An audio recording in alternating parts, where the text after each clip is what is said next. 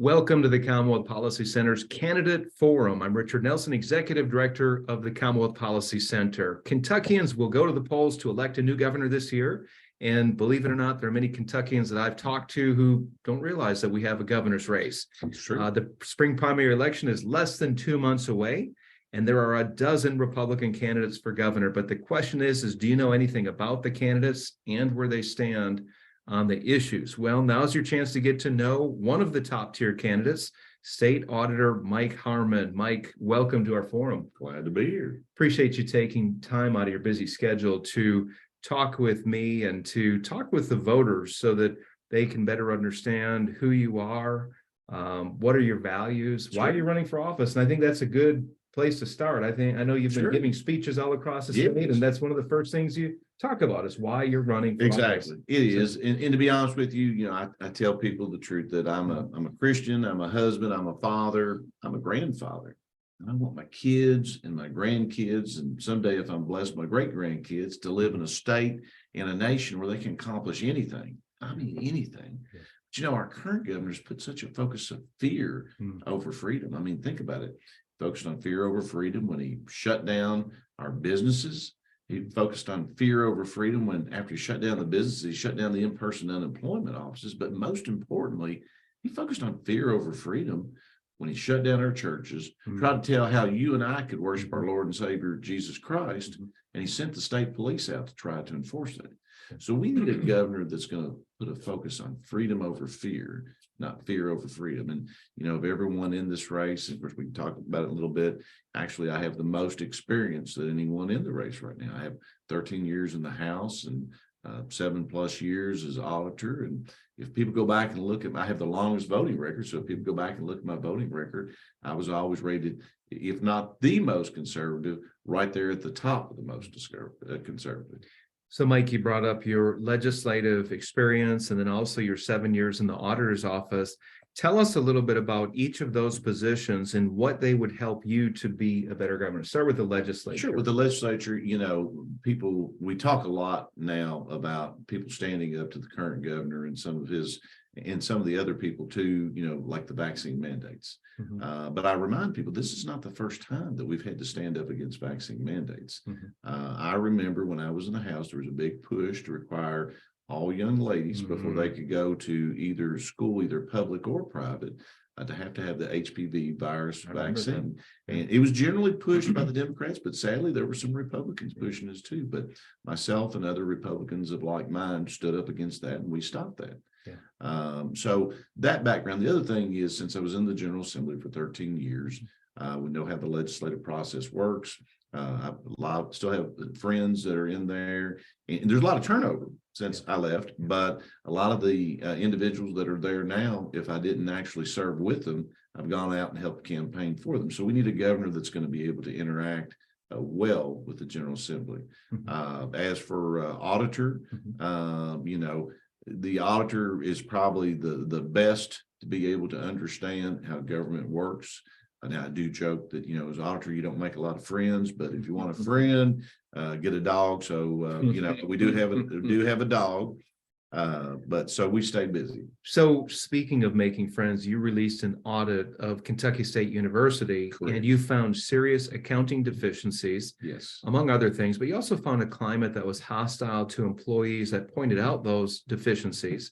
You referred your findings to the Attorney General's office, which indicate possible criminal wrongdoing. So, of course, not making any friends there. But was there anything that a sitting governor, not just Andy Beshear, could do, but a sitting governor could have done to prevent that from happening? I don't know about preventing it, from the standpoint, certainly the individuals that serve on those boards, those are appointed by the governor. And unfortunately, the previous board had really very little oversight. I mean, they weren't doing any budget workshops to understand the budget. They weren't really aggressively looking at the budget. They didn't ask a lot of questions about the budget. And so very well, depending on who the appointments are, could have helped prevent. But, from a standpoint, really, it was the leadership that was there. I mean, we even saw in ours, they had hired an internal auditor to help them get back on track. But the executive vice president for finance basically told people, don't give them any information, Mm. you know. Mm. And of course, we're talking about a public university, Kentucky's historically Black college. And it's important. It's been important to Kentucky, important to a lot of people. Very much so. And this is serious findings, of really abuse. Well, there. they So- put at risk $3.34 million in federal grants. They accessed internal endowed funds, $2.7 million of internal endowed funds. They would operate some items off budget. They would key in a lot of bills, but then some of the bills they would keep in a separate accordion file. They had talked about they were going to be in the black. Well, 2 months after that, they said they were going to be in the black, they had $15 million in debt. So needless to say, it needed to change. Glad that some of it has changed, and hopefully they can get it on the right path, because it's important not only for it to survive, but for the university to thrive.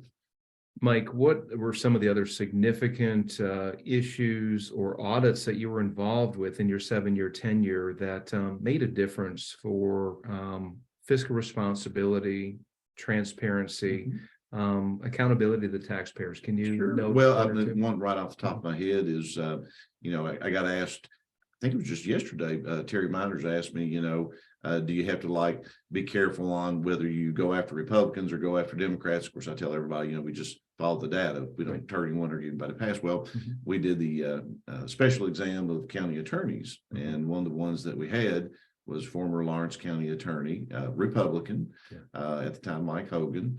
He was paying his wife $60,000 a year bonuses on top of her $40,000 a year job. So we referred that to the FBI. The FBI went in, they found a whole lot more, even more than what we found, and some other items as well. And so he got indicted, his wife got indicted, and they are both serving prison sentences and supposed to restore $600,000 to the Lawrence County Attorney's Office, as well as the Child Support Enforcement Office. So, those are some of the good work that we did. Of course, we did the very first audit of AOC, the Administrative Office of the Courts.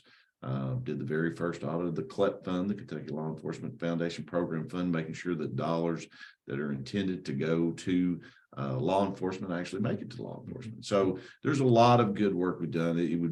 We could have an entire show about the great work that our people have done over the last 7+ years. And I know Kentuckians might not recognize your work, but they appreciate it when it comes to transparency and accountability, and that you're not a partisan office, that you truly are working for the betterment of all Kentuckians, regardless of their political affiliation. And that's a good lead into the question of, how do you be a governor to a diverse group of people, from Republican to Democrat and everything in between, and stand on principles? And we're going to get into those in a few minutes. Sure. But this is the general question, Mike. How do you govern a diverse group of people when there's a divergence in principles, and yet you have solid convictions on some of the issues? Well, what I tell young people, I say, know where you're willing to compromise, because there are some things, and know where you're not willing to compromise. And when you do that, you can always negotiate from a position of strength.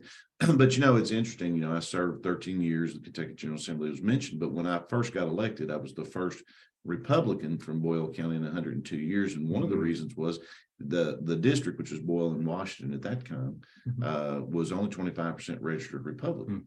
But if somebody needed something, they called me up and say, I didn't say, are you Republican or are you Democrat? I said, what do you need? Let's see if we can figure it out. And that's the same way that I've been at the auditor's office. People had tips or had concerns. We make sure that we take the best look of it if we can. That's good. That's a good way to look at it. Kentucky's K through 12 education is struggling. We continue to be near the bottom when it comes to Kentucky kids performing on standardized tests compared to other states. Earlier this year, we learned that there is a huge teacher shortage. This year alone, Kentucky's down 11,000 teachers, which is roughly 25% of the state's public school teacher workforce. Any ideas as to why this is happening? And then second question, what can be done? So why is this happening? Well, there's a couple of things. A lot of times I talk to a lot of public school teachers, and a lot of times they feel like their hands are tied on many issues. A lot of them would love to teach, but because of multiple issues, they really can't teach. Salary enhancements in and of itself is not going to fix it, although I'm sure it will help to a certain degree. I haven't had a chance to fully read it, but I have a kind of an understanding of Sarah Huckabee Sanders, the new governor of Arkansas, has put forth a wonderful bill that is going to, yes, raise teacher salaries, but it's also tied to school choice. I think the more that we can do to empower our parents, the better off that we're going to be in our, especially for our kids, because they're our future. And I think we mentioned before we got started here, I was so tickled that they passed what I'm calling the Save Our Children Omnibus Bill. And so, very thankful of that. But well, that was my next question. Sure. And so let's go there. I've heard some say that kind of legislation will drive teachers out because they are not allowed to. Now, Senate Bill 150 is a comprehensive bill. It dealt with gender preferred pronouns in the classrooms. Right. Teachers could not be compelled to use the preferred pronouns of students, nor could they hide that from parents, which was Right. the guidance from the Kentucky Department of Education Right. earlier last year. Bathroom and locker room and changing facilities could only be used with the biological sex of boys or girls. School counselors could not counsel regarding gender identity issues in the K-5 classroom. Right. No sex ed, including LGBT sex ed. So it was a comprehensive bill. I'm going to get into the second half of that bill in just a moment, but those provisions directly deal with public schools. Do you think that that's going to keep teachers away, having those provisions? I think that's actually going to help, because I think the teachers that are there actually to teach, they're tired of having to indoctrinate. I mean, I've talked to people that have said that, if a child thought they were a cat and you didn't acknowledge them as a cat, you'd get in trouble. I mean, so I've heard stories. Let me interrupt if I could. Sure. I've heard stories, but then firsthand, and then I've tried to run those stories down to verify. Yeah. And I haven't been able to. I've heard a number of stories. It's a story of, of course, in Meade County, there was a story that made the news where there were furries. These are kids who identify as cats or dogs, Right. and it was an issue there. I'm not sure what eventually happened. I've heard of stories in Hopkins County, Warren County. I know. So we're hearing of this. Yeah. So is it happening? Have you been able to confirm from those that you've heard? Not from the teacher standpoint, but I have had a supporter whose daughter got in trouble because she would not acknowledge that a child was a cat. If I was in school and I was saying, I got a spanking in second grade for not putting my name on the top of my paper. You can only imagine what would have happened if I told my teacher that I'm a cat. You have to acknowledge me a cat. So let's quit indoctrinating our children. Let's get back to educating our children. And I think the more teachers that are freed up to not have to worry about the indoctrination process that our current governor and his administration is wanting to do, I think the better off that our kids will be. And because that's so important. Yeah, it is. Senate Bill 150, the bill we're talking about, also banned what is called gender affirming care, which would include puberty blockers, hormone therapy, and sex transition surgery of minors. And there was the trans community and LGBT community came out in force opposed to that in the legislative committee hearings. My question to you, Mike, is this a policy that you would have voted for if you were still in the state house? Oh, definitely the banning of, because I'm a grandfather, and to be honest with you, if someone tried to inject my grandkids, my grandsons with junk like that, and or actually do damage to them physically, I mean, that's child abuse. I mean, to surgically alter a child is child abuse. Well, they would face Papa's fury, because Papa would be very upset. To our grandkids, I'm Papa and my wife's Peaches, so we're Papa and Peaches. So it's just, to me, it's just common sense. I mean, who would have thought this would have happened 10 years ago? It wasn't an issue that was being discussed. Yeah. So those on the other side, though, are saying that if you don't allow minors who identify with the opposite sex to transition, you are hurting them. and it could lead to their suicide. I've seen a number of testimonies that said, "You are killing us. This is erasing us. You're not allowing us to be ourselves, and you're contributing to suicide of trans teens." How do you respond to that? Well, I mean, why were we not having this conversation, 10 years ago, 15 years ago? It's because that we weren't dumping that junk into their heads. Kids always get a little bit, confused about different issues over the time. And, we've got to be the adults in the room. We've got to make sure. Now, if an adult wants to do something to themselves, I still think it's harmful to them, but they're an adult. But let's not have our children do something, because we've also seen testimony from multiple children that had it when they actually were children and are regretful, but now it's too late. I mean, you can't go back. That's right. A couple of detransitioners testified in front of a couple of legislative committees recently about their regret and that nobody advocated for them. Right. And they were suffering from mental issues while they were teenagers. If you're just tuning in, you're watching Commonwealth Policy Center's Candidate Forum for Governor. I'm Richard Nelson here with Mike Harmon, the state auditor. And Mike is one of a dozen candidates running for governor in Kentucky. But there's a top tier. Many of the candidates are lesser known, have never run for office, but you're in the top tier. And the reason why we've invited you is because according to recent polling, you are really up there in that top. There's about 5 candidates that are in the top, right? And you're one of them. So, Mike, we were talking about some of the controversial issues, the social issues in particular. I want to move on to another one, medical marijuana.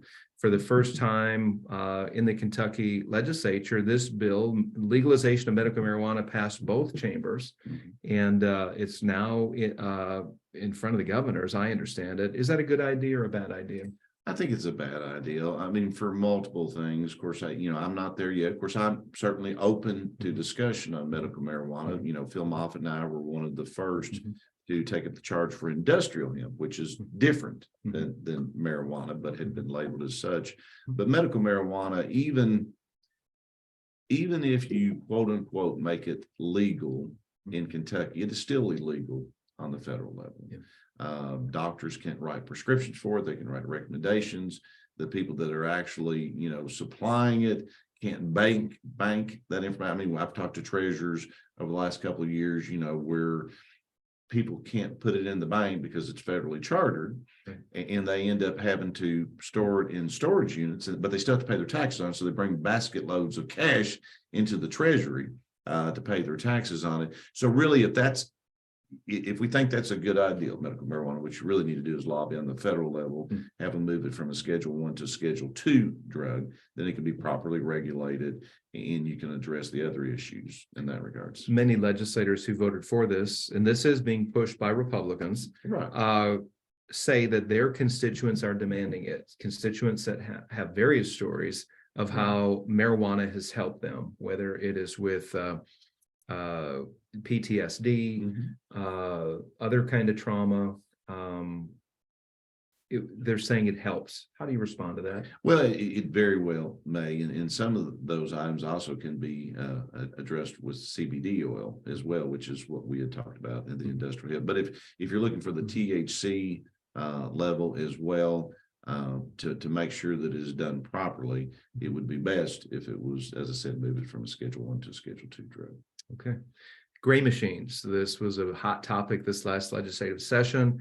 These are video gambling machines that operate under a gray area of the law, but the legislature banned this. Was that something you would have voted for if you were in the state legislature? I was torn on that because I'm not for expanded gaming. I'm definitely not for expanded gaming, but I also know that part of the process seemed to be that they were doing it to give a monopoly to the horse racing industry as well, and I appreciate our horse racing industry. They're a very important part of our economy, but to me, it was just, so that was one of the ones that I was really torn on in that regards. Yeah, the people that testified against this gray machine ban were small convenience store owners. They came from across Kentucky, and they were very much opposed to it, the mom and pop owners. And of course, this bill, the gray machine bill, was supported by the horse industry.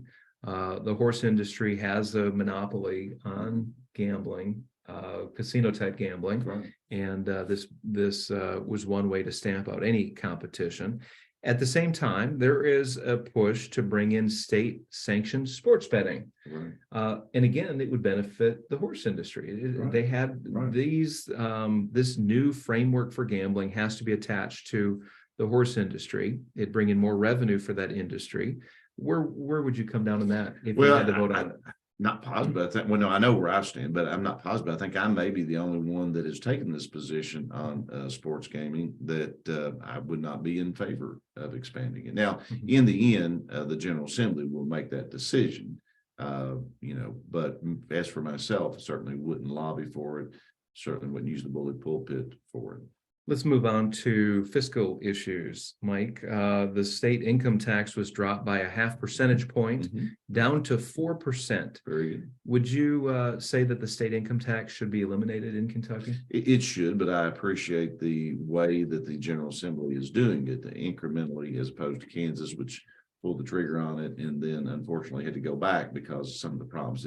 We need to eliminate the income tax because it keeps us from being as competitive with Tennessee, Texas, Florida, other states that don't have it, but we're doing it in the proper way, the responsible way. What would you say that dropping the income tax and then increasing the sales tax, which is what's happening in Kentucky, certain industries and products are being taxed where they weren't before. What's your response to that hurting the poor?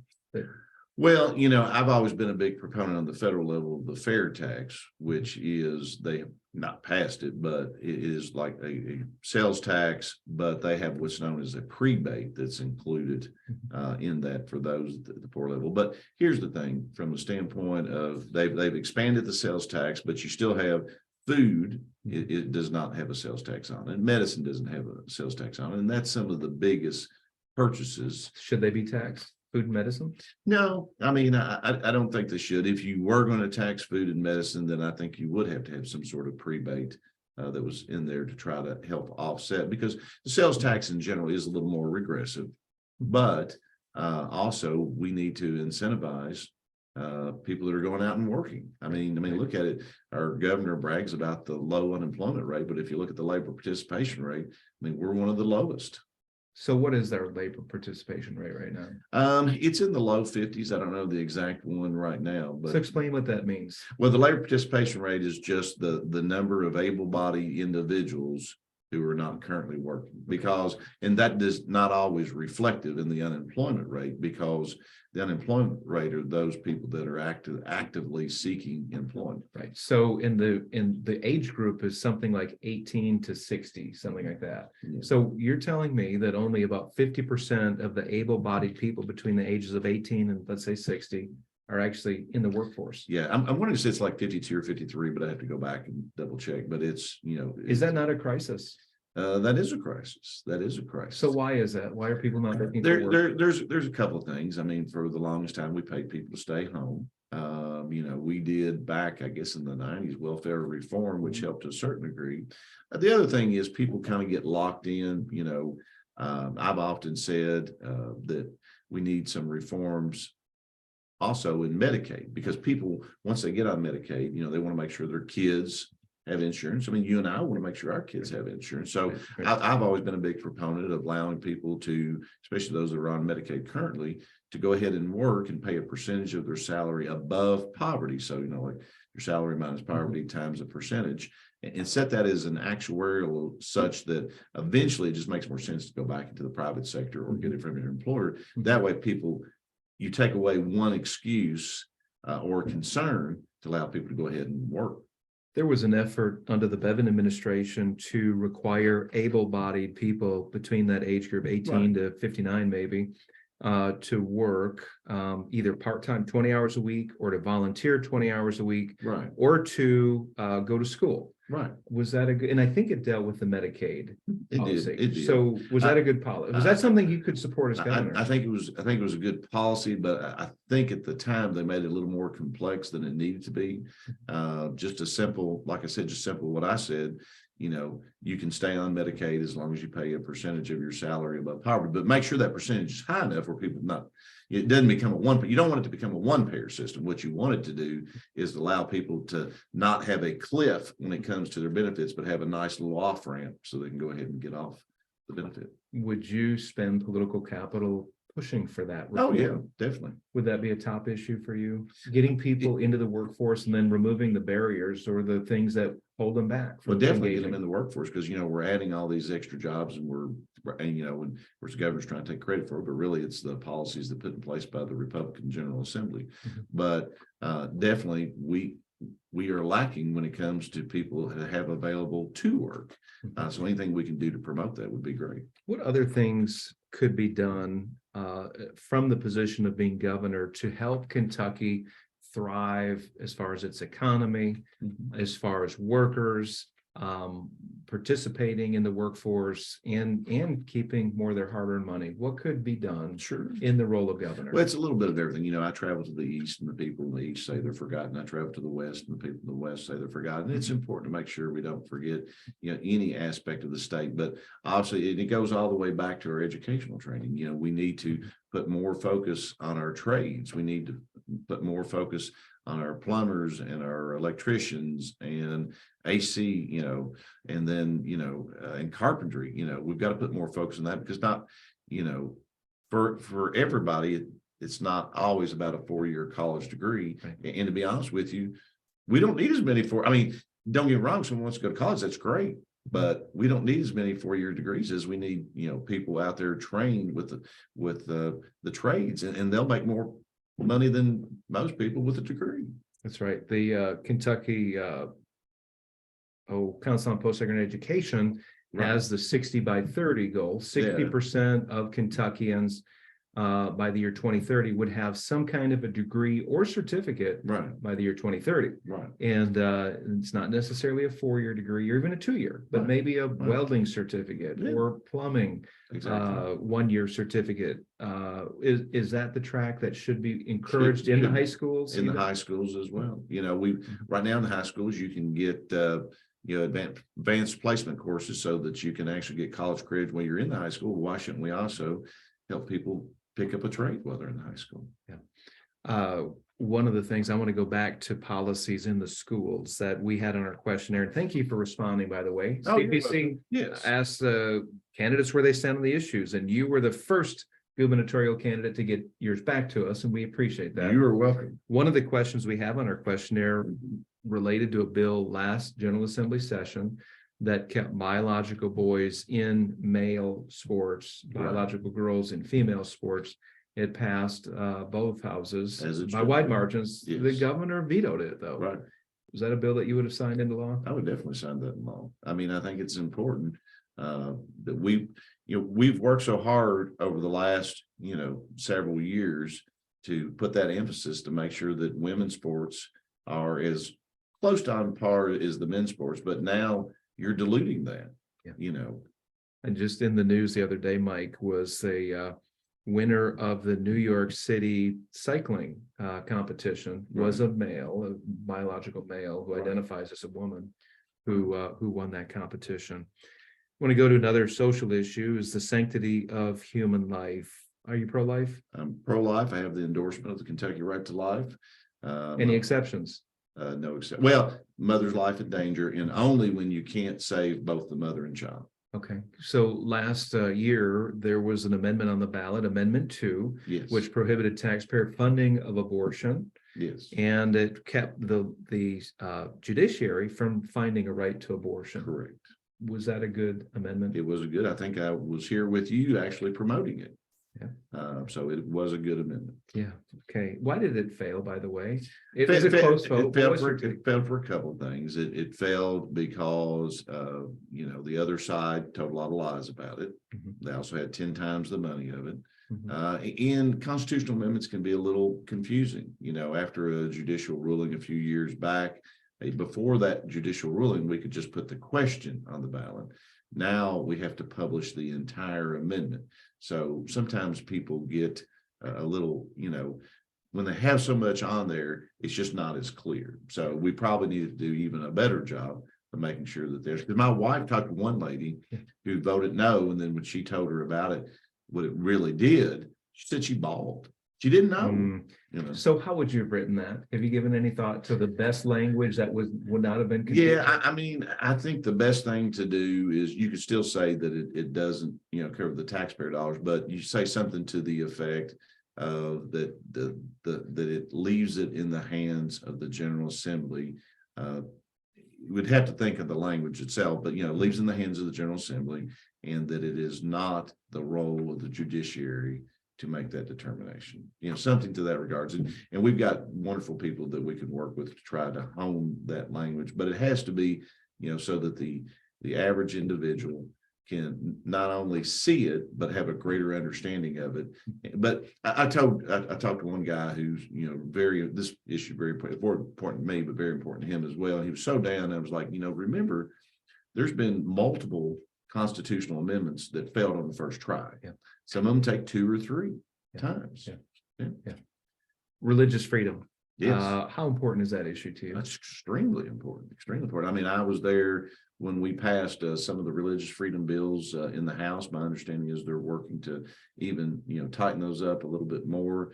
Obviously, I was one of the ones that was extremely upset over the governor's attempt to, unconstitutionally, in my opinion, take away people's rights to serve their Lord and Savior, even on Easter. On Easter Sunday, there was a strong rebuke from a Jefferson County judge who pushed back when the governor allowed liquor stores and the abortion clinic and even gambling venues open while he cracked down on the churches. Well, and you can have an abortion, but you couldn't have what they define as elective surgery. But some of those elective surgeries, when they didn't happen, actually cost people's lives.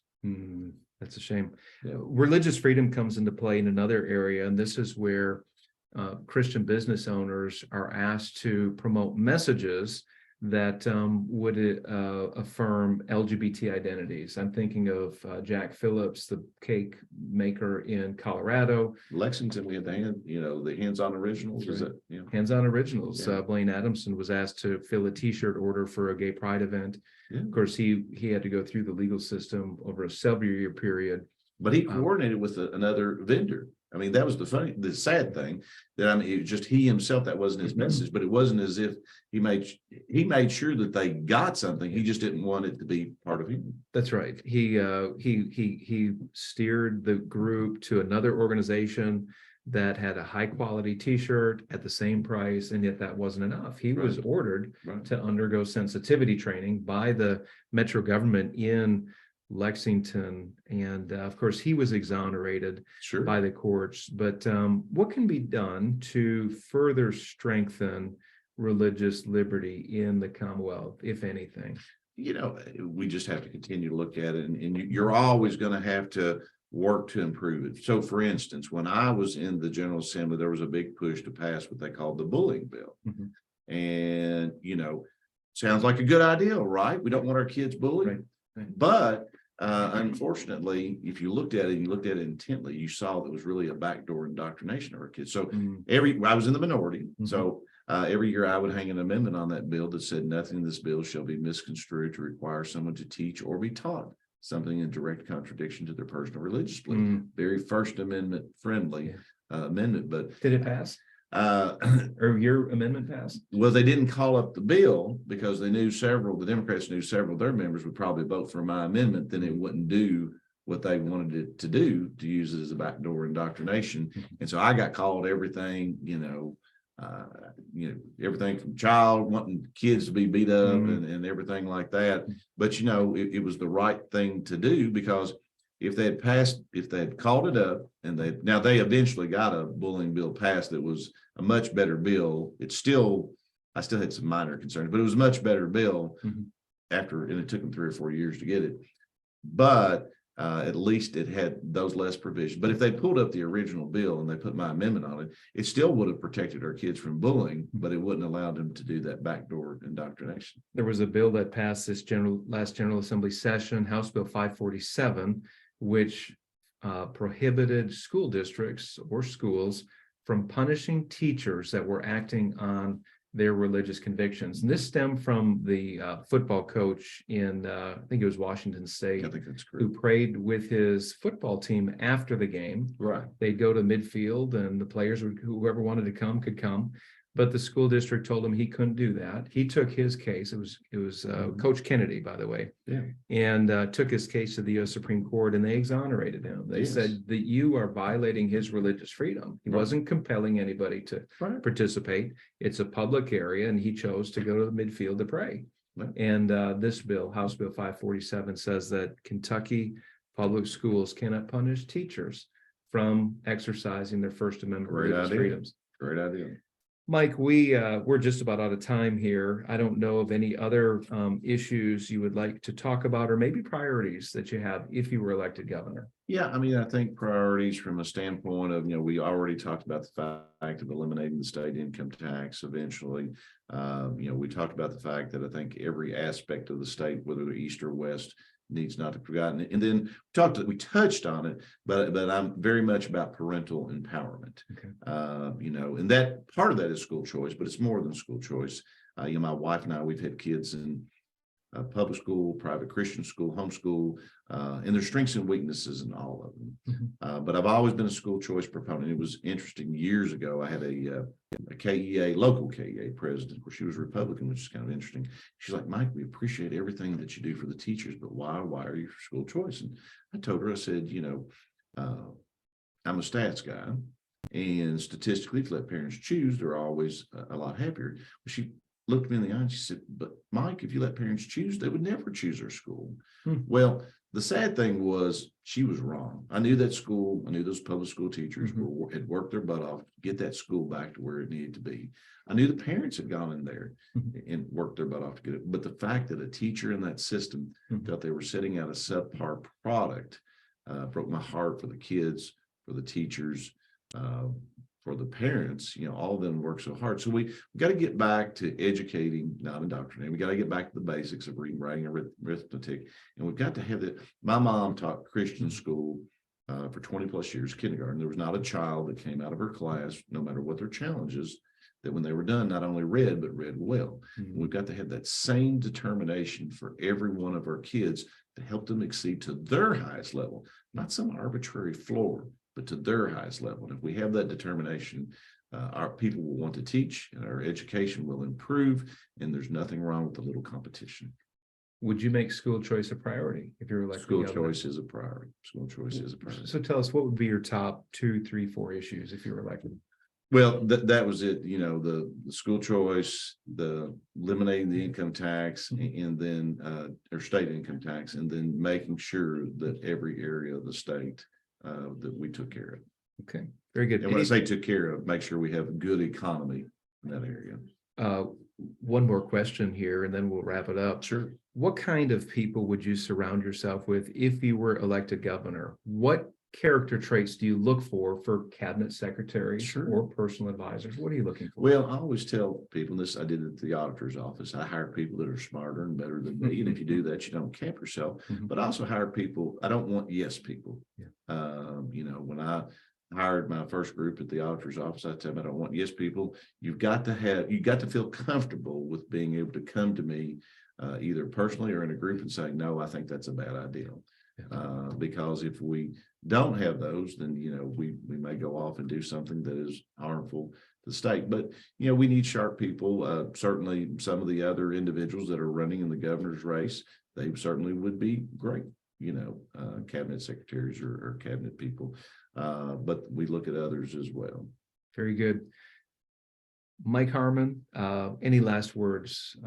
Floor is yours. Last 60 seconds. I just tell people, I'm not a polished politician, but if you want someone who loves the Lord and loves his family and loves this country, and in that order, well, I hope you think of me, Mike Harmon. If you want someone that has fought for your freedoms, your liberties, your conservative values, really my entire life, but politically for 20 plus years, I hope you'll think of me, Mike Harmon. All right. Mike Harmon, thank you so much. God bless. God bless. Appreciate you.